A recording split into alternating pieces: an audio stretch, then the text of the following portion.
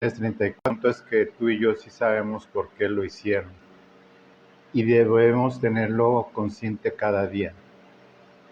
Efectivamente, no sabían lo que estaban haciendo y el perdón divino, el perdón de Dios, la misericordia y la gracia de Dios, como lo pasamos a revisar en la predicación, no recuerdo si en la anterior, de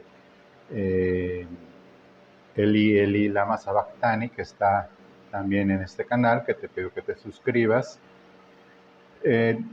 Vimos toda la ira de Dios quedando satisfecha en plenitud por el sacrificio para el pago de pecado de los redimidos. Este perdón, pues evidentemente sabemos que consiste en que Dios haya, a través de este juicio sobre el Cordero Inmolado, ya fue una renuncia justa por parte de Dios por el pago de estos pecados cometidos contra Dios, de cada uno de nosotros que nacemos de mujer y que nacemos con una naturaleza caída.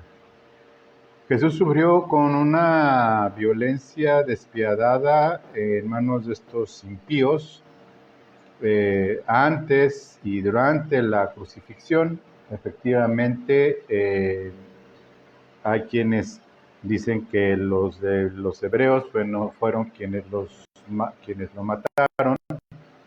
Técnicamente sí y no, en el sentido de que sí, porque lo que está profetizado en Isaías 53 habla de los israelitas. Espiritualmente y también religiosamente, y todo fue profetizado y tenía que ser así en Isaías 53. Daniel, en el libro de Daniel, también habla al respecto acerca de esto profetizado, y el pueblo en ese momento, sobre todo las autoridades religiosas de este pueblo, pues tenían los ojos cegados, aunque sabemos que también fue plan de Dios y que tienen su responsabilidad. ¿Por qué? Porque simplemente a ellos les fue arrebatado el reino porque lo rechazaron conscientemente.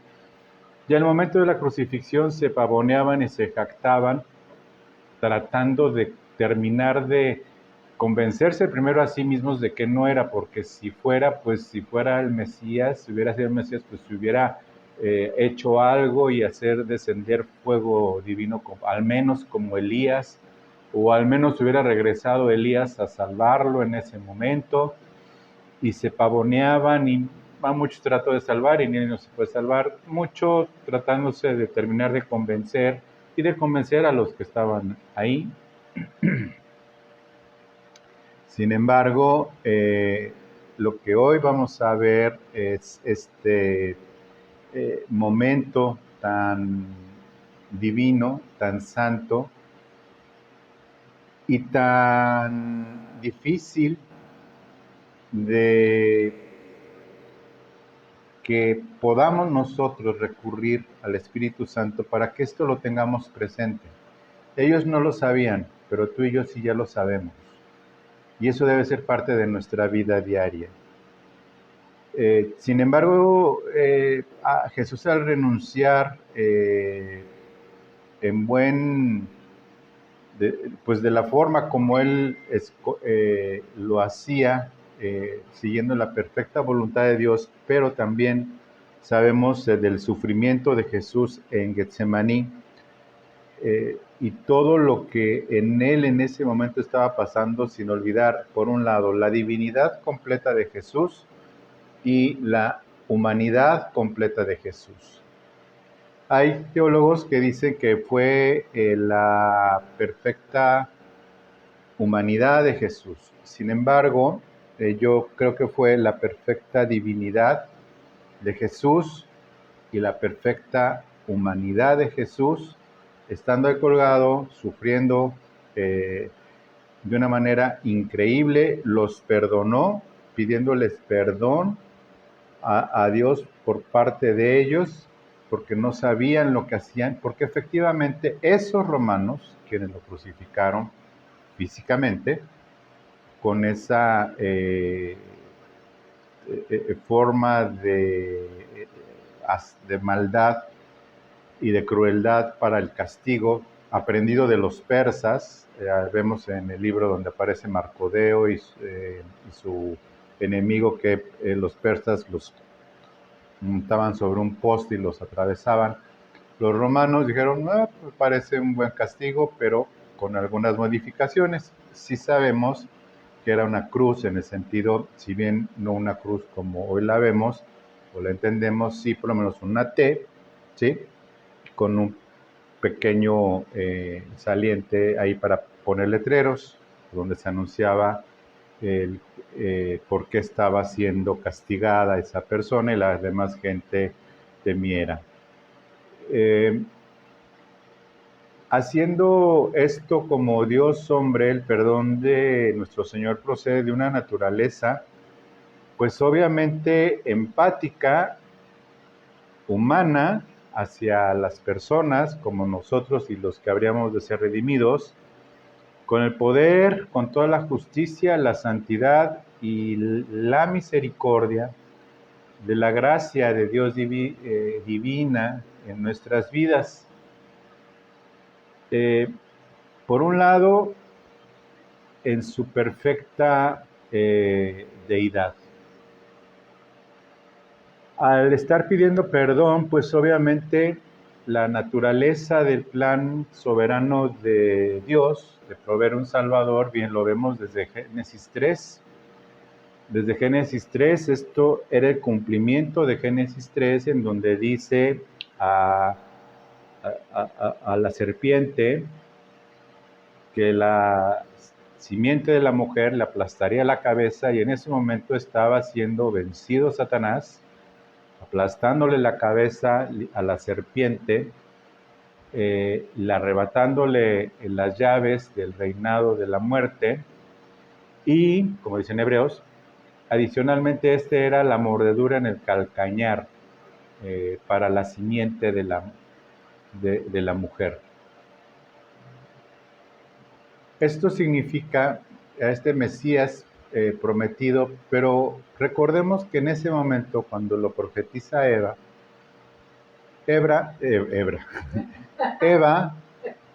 todavía no era ni judía, ni hebrea, ni europea, ni de ningún partido político que se queda con las cosas que no debe, ni nada. Era Eva. Es decir, eran humanos como nosotros, no había denominaciones, todavía no existía nada más que el paraíso donde se paseaba Dios en perfecta santidad y armonía con estos dos seres creados a su imagen y semejanza.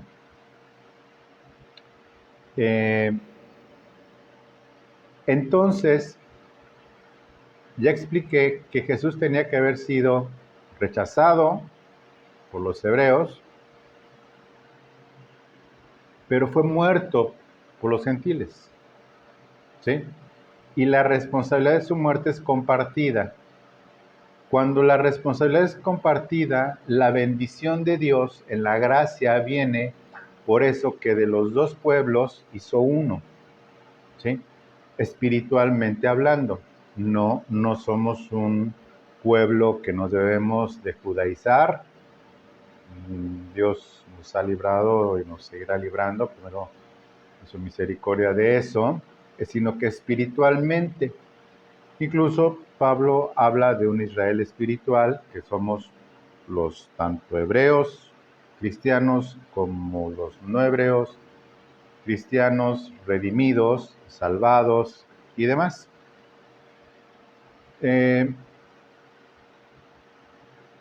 No sabían tampoco, te estoy diciendo por qué Jesús también, no saben lo que hacen. Fue dirigido a los gentiles, a los romanos, que en ese momento estaban haciendo, pero también a lo lejos vio al Sanedrín burlándose de él y diciendo, ¿de verdad no saben lo que hacen? Vamos a ver Hebreos 10:4. Hebreos 10:4, y esto es muy importante, insisto, bueno, todo es importante, pero para que lo tengas así como que quién juega hoy la final, no sé si haya final o no, o tengas presente tu próximo compromiso, o tengas presente el pendiente que tengas, el más importante es que tengas en mente, en tu corazón, en tu espíritu esto. Dice Hebreos 10:4, porque la sangre de los toros y de los machos cabríos no pueden quitar los pecados. ¿Sí? Versículo 5, por lo cual, entrando en el mundo, dice, sacrificio y ofrenda no quisiste, mas me preparaste cuerpo, holocausto y expiaciones por el pecado no te agradaron, entonces dije, he aquí, vengo, oh Dios, para hacer tu voluntad, como el rollo del libro está escrito de mí. El único que sabía qué estaba pasando era Jesucristo, obviamente el Padre y el Espíritu Santo. Vengo aquí a hacer tu voluntad como está escrito. Versículo 8 dice, diciendo primero, sacrificio y ofrenda y holocaustos y expiaciones por el pecado no quisiste ni te agradaron, las cuales cosas se ofrecen según la ley, la Torá, la que tanto recurre. Versículo 9, y diciendo luego, he aquí vengo, oh Dios, para hacer tu voluntad. Quita lo primero, es decir, la ley, para establecer esto último. Versículo 10, en esa voluntad somos santificados mediante la ofrenda del cuerpo de Jesucristo, hecha una vez para siempre. En esa voluntad somos santificados mediante la ofrenda del cuerpo de Jesucristo, hecha una vez y para siempre. Y esto de ser santificados no dice impecables, sino santificados, apartados, perdonados, justificados por la sangre de Jesucristo y por su cuerpo, por el cuerpo y la sangre de Jesucristo. Entonces, en realidad, el único que sabía era Dios lo que estaba pasando. Y por eso Jesucristo, levantando la mirada, viendo al Sanedrín, su pueblo que lo rechazó, a lo suyo vino y los suyos lo rechazaron, y viendo a los romanos disfrutando de una, pues, de una crucifixión más, de una demostración de músculo y de poder por parte de ellos, parecía una de tantas.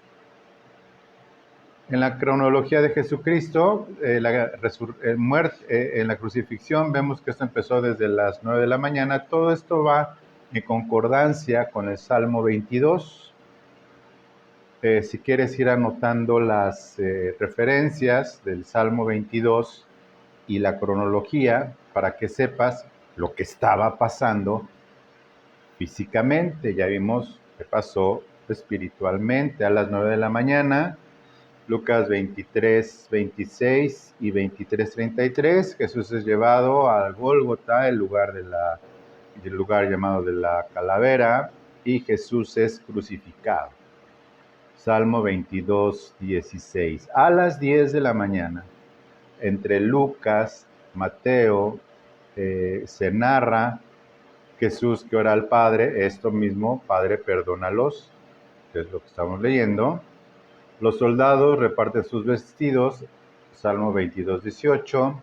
Los que paseaban le injuriaban, meneando la cabeza, Salmos 22, 6, 8. Los principales sacerdotes y los gobernantes se burlan de él diciendo, a otros salvó, Salmos 22, 12, 3. Uno de los criminales lo insulta diciéndote, sálvate a ti mismo y a nosotros. Pues, también está en este periodo de las 10 de la mañana. A las 8 de la mañana, entre Lucas también y una parte de Juan, el otro criminal se arrepiente y le dice, acuérdate de mí en tu reino, a las 11 de la mañana, perdón. En su reino, Jesús le asegura, hoy estarás conmigo en el paraíso. Y en Juan, de las cosas que se narran de Juan, es cuando dice Jesús, mujer, he ahí tu hijo, he ahí tu madre. Siendo ya la vigilia de mediodía, en Lucas 23:44, la tierra quedó sumida en la oscuridad durante 3 horas y fue aquí cuando dejó de ser divertido, entre comillas, para los romanos. Y dejó de ser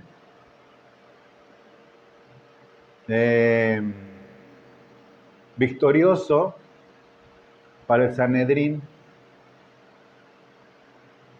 para los que gritaron, crucifícalo, para los que lo sanó y se olvidaron de él, para los que los judíos piden señales, dice Pablo, y los sabios, los griegos piden sabiduría.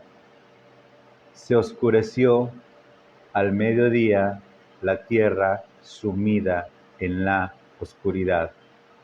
Aquí dejó de ser divertido para los romanos y dejó de ser victorioso, aunque a la fecha digan lo que digan, que fue la coincidencia, que está comprobado, National Geographic, todo lo demás, que sí hubo y por Flavio Josefo e historiadores que no tienen que ver nada con el cristianismo, bueno, tienen que ver con el cristianismo.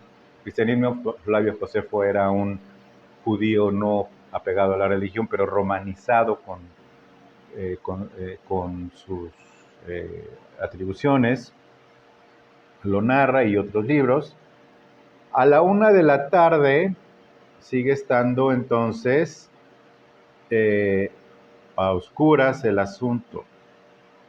Mateo 27:46 y otra narración de Juan, del Evangelio de Juan, dice: Jesús clama diciendo, Dios mío, ¿por qué me has desamparado? Salmo 22:1, que está la predicación. Eli, Eli, lama sabactani, que es la anterior, no recuerdo, pero suscríbete al canal si todavía sigues aquí y compártela. Y en Juan 19:28 es cuando dice Jesús, dice, tengo sed, y le dan vinagre. Salmos 22:14-15. A las 2 de la tarde, todavía a oscuras, Juan 19:30 dice, Jesús declara, consumado es, que es yo, primeramente Dios, será otra predicación después, que ya hubo una, como decía la vez pasada, por parte de la pastora, que es consumado es, Salmos 22:31. Y en Lucas también 23 dice, Jesús clama diciendo, Padre, en tus manos encomiendo mi espíritu. Salmo 22:19-21. A las 3 de la tarde, en Mateo 27:51, todavía en este eclipse que hubo larguísimo de 3 horas, o se dice que es eclipse, o yo creo que aparte de eclipse, fue la absoluta manifestación del reino de las tinieblas sobre toda la tierra.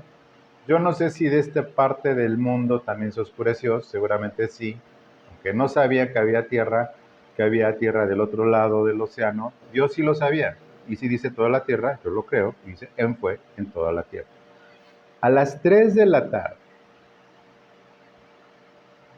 Mateo 27:51, la tierra tiembla y el velo del templo se desgarra en dos. Y esto Para los personas de ese pueblo, descendientes de Abraham, particularmente el Sanedrín, los que abofetearon a Jesús, los que se rasgaron la ropa y dijeron blasfemia, acaba de confesar que es el Hijo de Dios, se rasgó lo más santo que había, que era, se parte en dos, aparte de que la tierra tiembla, ya dejó de ser divertido, ya dije, ahora es espantoso lo que está pasando. Es espantoso, alarmante lo que está pasando. ¿Sí? La tierra tiembla y en ese momento el velo del templo, no se cayó el templo por el terremoto, sino que cuando tiembla o en todos los temblores, que como chilango tengo vasta experiencia en los temblores, lo que no pasa en un temblor es que una cortina gruesa se parte en dos, ¿no? O sea, lo puedes ver en el Antiguo Testamento, el grueso de la cortina, y se rasga y queda descubierto el lugar santísimo, lo que los sacerdotes no podían ver. No hay ningún escrito que diga cuánto tiempo se tardaron en reponerla, cómo le hicieron para que nadie entrara al templo, cómo es que no suspendieron los sacrificios, cómo es que no cayó ningún sacerdote que entrara y que viera el arca de la forma inadecuada si la cortina se rasgó. No hay ningún escrito, absoluto silencio. Más los acontecimientos después de su resurrección. Nada más estoy hablando aquí de la crucifixión, de que tú y yo sí sabemos por qué lo hicieron y todo lo que pasó. Y esto es, por favor, acuérdate de esto siempre. Mateo 27, 52. Está oscuro, tiembla. Y de repente las tumbas se abren de muchos muertos. Y empiezan a salir no con un cuerpo glorificado, porque todavía no era la glorificación. La primicia que resucitó glorificada es nuestro Señor Jesucristo. Resucitan, las tumbas se abren, salen personas. Mateo 27, 54. Todo esto es a las 3 de la tarde. Un centurión proclama el primer salvo gentil registrado en la Biblia. Verdaderamente, este era hijo de Dios. Desde mi punto de vista, el primer salvo, ¿sí? Según los registros, no judío, no hebreo, no fariseo, no de la crema innata, no de lo mejor del mundo.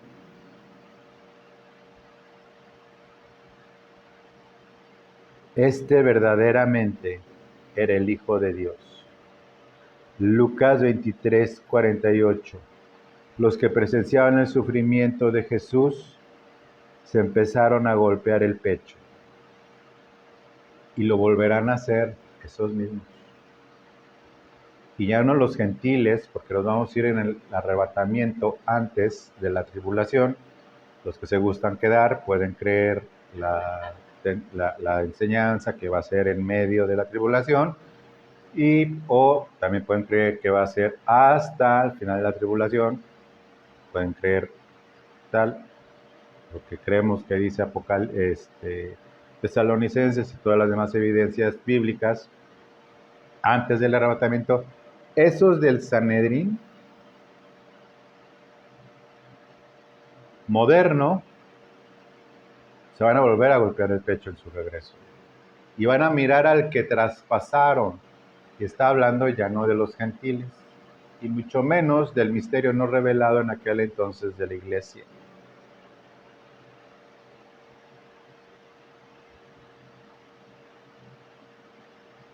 Los que presencian este sufrimiento de Jesús se golpean el pecho.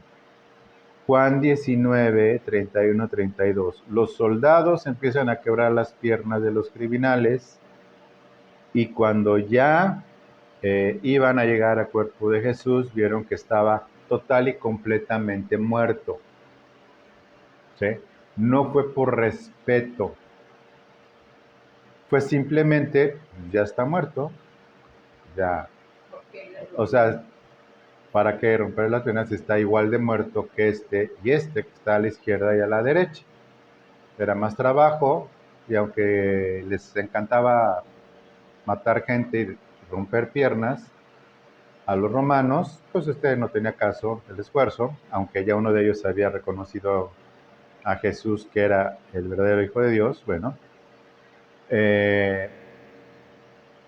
no le rompen las piernas porque hay una promesa en Salmos que ninguno de sus huesos sería quebrantado. Juan 19:34, un soldado, por si las dudas, atraviesa el costado de Jesús con una lanza. Y es en donde sale agua y sangre. Ya estaba la sangre en proceso de coagulación.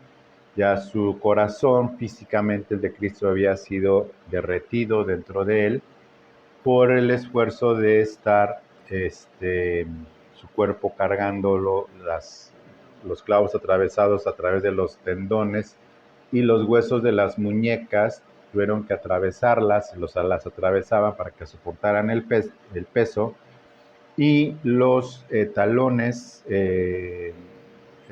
eran los talones, la parte más gruesa del pie, eran atravesados también con el hueso y los tendones para poder soportar el peso y poderse levantar, para poder respirar mientras, y el chiste es que empezaran a respirar y que empezaran a tragarse su propia sangre hasta que sus pulmones se llenaran de sangre o les reventara el corazón físicamente. Mateo 27, 57, 60. Jesús es sepultado. Todo esto pasó por medio de las 3 de la tarde, antes de que sucedieran más. Ya había pasado el terremoto, ya había pasado la oscuridad. Tenemos la historia de este hermano piadoso que llega y que aparece como el acto de fe que tiene de irle a pedir el cuerpo de Jesús a Pilato. Dice, denle el cuerpo a él, que eso fue algo especial, gracia y providencia del Señor. Dice que murió entre los ricos, murió entre los ricos, es decir, era una, como los espacios de los panteones nice de hoy. Más o menos era la idea. Señor José de Arimatea, gracias, llevado, pues sepultado, y a las 6 de la tarde, eso sí, ¿no?, comienza el día de reposo según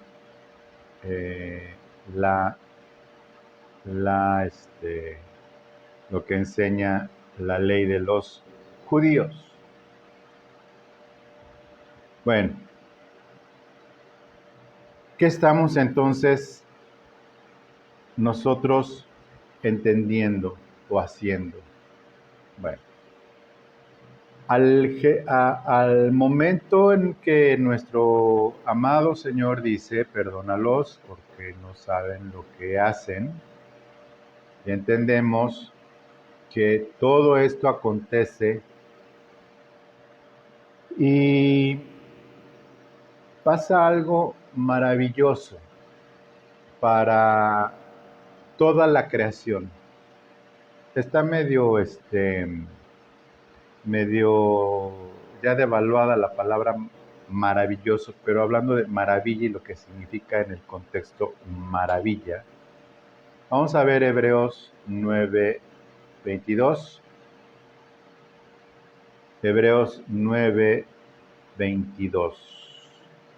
Cuando te sientas muy, muy, muy espiritual, por favor lee el libro de Hebreos con mucha calma. Hebreos 9:22.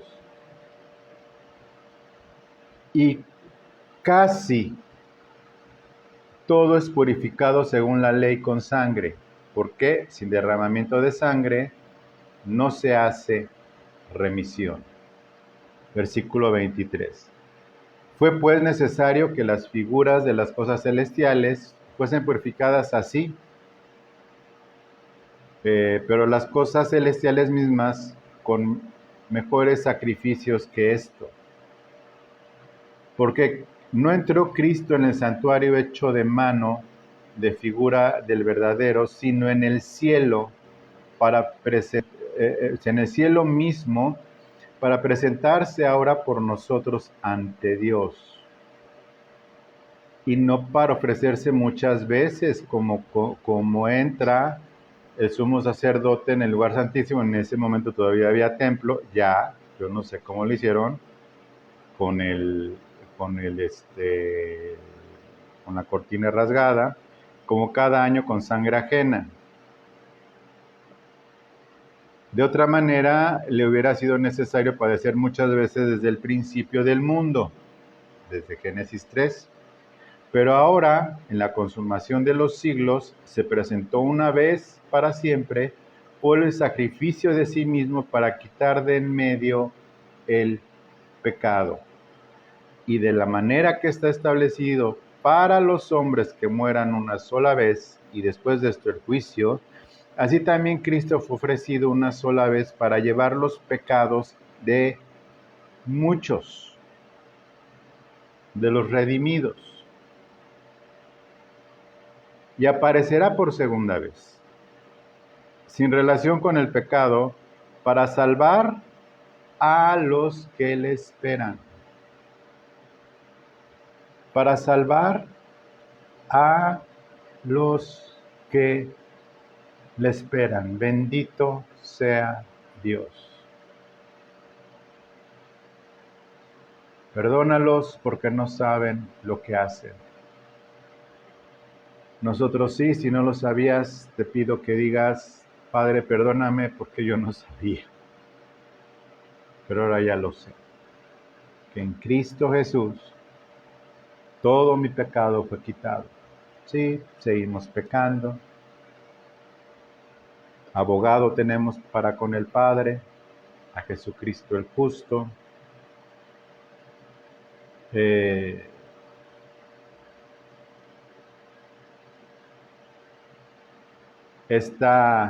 Cuando Jesús regrese por segunda vez, este día de expiación,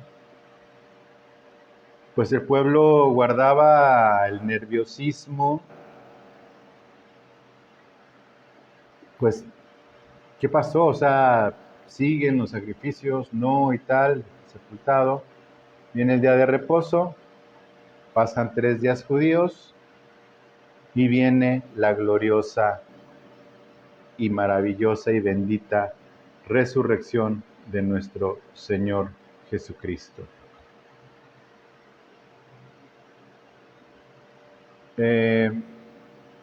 Sin relación con el pecado, entonces esta frase pues, nos da testimonio de la obra finalizada y completa de Cristo al quitar los pecados mediante su sacrificio en su primera venida, pero Él no tendrá que llevar esa segunda carga en su regreso, sino que vendrá la justa ira de Dios por los pecados de aquellos que no están escritos en el libro de la vida. Cuando nosotros tenemos esta claridad de pensamiento, cuando nosotros tenemos esta claridad, sobre todo en nuestro espíritu, y mira, déjame describirte esto como lo he descrito en años anteriores. Imagínate que somos una cebolla, quitándolo del olor, ¿no? Pero imagínate que somos una cebolla. Lo que está hasta afuera, ¿sí? La primera capa es nuestro cuerpo. Este cuerpo que está todavía bajo proceso de corrupción, con enfermedades, sujeto a problemas, viviendo en este mundo, viviendo las injusticias de este mundo, haciéndonos cosas, nosotros haciéndonos las nuestras. En todas las casas se cuecen habas, o sea, todo el mundo sigue de pecador, unos menos, unos más.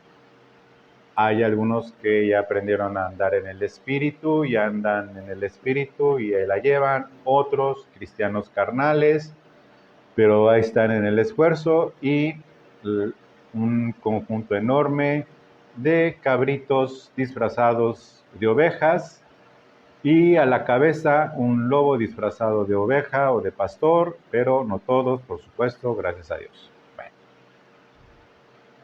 Bueno. Nosotros es el cuerpo, la cebolla, ¿ok? El cuerpo.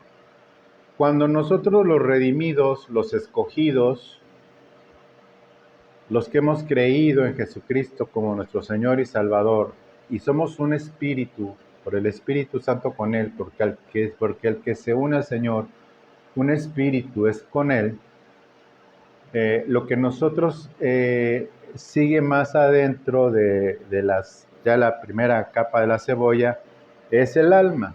El alma está dividida, ya sabemos, en la voluntad, la parte inteligencia, la inteligencia. Bueno, en el cuerpo están los sentidos, por supuesto, y demás, todo este maravilloso cuerpo. Y esa primera capa que es el cuerpo, así como la ves, es el templo del Espíritu Santo.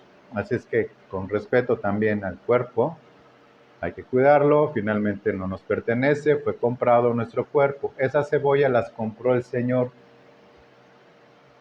¿Sí? Esa cebolla, así como la ves, así como te ves, cuidadito, porque Cristo la compró, ya viste cómo. Bueno, entonces está la cebolla, del cuerpo, los sentidos, y una parte de las capas de la cebolla es el alma, pero es el alma, vamos a llamarle el alma, la parte de alma que está pegada al cuerpo, que es el cerebro, obviamente con los sentidos, los sentimientos, las emociones, la capacidad de decidir, de andar, la maravilla del cerebro y todo lo que es nuestra inteligencia y todo lo que es la capacidad de recordar y toda la maravilla del cuerpo unida a esa alma. Pero también hay otra capita más adentro que es el ánima, que es el soplo de vida que Dios dio, pero sigue siendo alma, ¿ok? La parte donde está alma, que es en donde en esa parte de alma, nuestro cuerpo percibe las cosas de Dios, los nacidos de nuevo. Es la parte que está muerta en todos los seres humanos que han nacido de mujer.